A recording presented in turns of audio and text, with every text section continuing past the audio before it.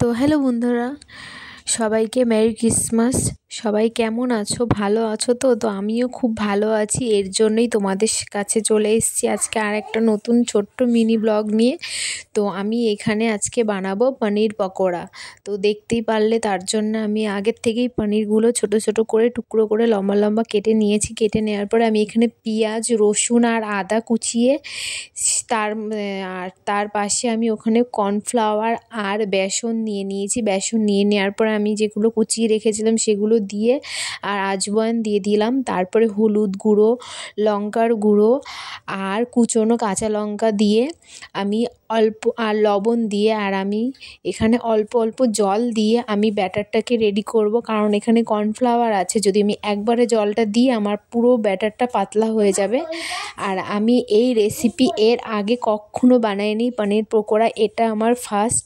আর এটা আমার ফার্স্ট রেসিপিটা যে এত ভালো হবে আমি এখানে ভাবতেই পারিনি। তো আমি এখানে জাস্ট খাওয়ার জন্য বানিয়েছিলাম, যে আমি এটা শীতের সন্ধ্যায় একটা কিছু খেতে ইচ্ছে করে, তো আমি এর জন্যেই এটা বানিয়েছিলাম। তো কিন্তু এত ভালো হবে আমি এটা ভাবতে পারিনি। তো আমি আরেকটু ময়দা আমার মনে হলো যে লাগবে, তো আমি আরেকটু বেসন নিয়ে নিলাম। সরি, ময়দা বলে ফেলেছি। তো আমি আরেকটু বেসন নিয়ে এখানে আমি সুন্দর করে ব্যাটারটাকে রেডি করে নিলাম। তো আমার এখানে ব্যাটারটা রেডি। তো আমি এখানে তেল দিয়ে দিলাম কড়াইয়ে, আর পনিরগুলো আমি এখানে ব্যাটারে চুবিয়ে চুবিয়ে হালকা আছে ভেজে নেব।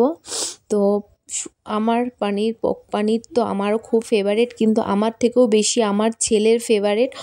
আর আমার মেয়েও দেখলাম খুব ভালো খেলো। আমাকে রিভিউতে কি দিয়েছে জানো? একটা হামি দিয়েছে। আমাকে বললো, মামাম আসো তোমাকে একটা হামি দিয়েছি। কেন? বললো পনির পকোড়াটা মামাম খুবই সুন্দর হয়েছে। বললাম আচ্ছা। তো খুবই ভালো লেগেছে ওদেরও, আর আমারও খুবই ভালো লেগেছে। এই পকোড়াটাই যদি আমি রেস্টুরেন্টে বসে খেতাম তো জাস্ট খুবই ভালো লাগতো। তো এরাও রেডি, এখানে দেখতেই পাচ্ছ। আর এটা আমার মনে হয় এরকম রেস্টুরেন্টে হয়, কারণ এত ভালো হয়েছিল আর এত অল্প সময়ে, এত কম উপকরণে, এত সহজ পদ্ধতিতে এত সুন্দর একটা রেসিপি আমার খুবই ভালো লেগেছে। আমি জাস্ট এটা নিজে থেকে বানিয়েছি, খুবই ভালো হয়েছে। তো পকোড়াগুলো সুন্দর করে আমি এখানে লাল লাল করে ভেজে নিয়েছি। ভেজে নেওয়ার পরে আমি এটা প্লেটে তুলে নেব। তো আমার এখানে মোটামুটি ভাজা আমার অলমোস্ট কমপ্লিট। তো দেখতেই পাচ্ছ লাল লাল হয়ে গেছে। তো এটা চলো আমি এখন প্লেটে তুলে নিই। তো আমি এখানে প্লেটে তুলে নিলাম। তো আমি এক এক করে সব পকোড়াগুলোই ভেজে নিয়ে প্লেটে তুলে নিয়েছি। আমার পকোড়া ভাজা কমপ্লিট। আর আমি এখন এটা সসের সাথে পরিবেশন করব। আমার খুবই ভালো লেগেছে। তোমরা এটা বাড়িতে ট্রাই করতে পারো।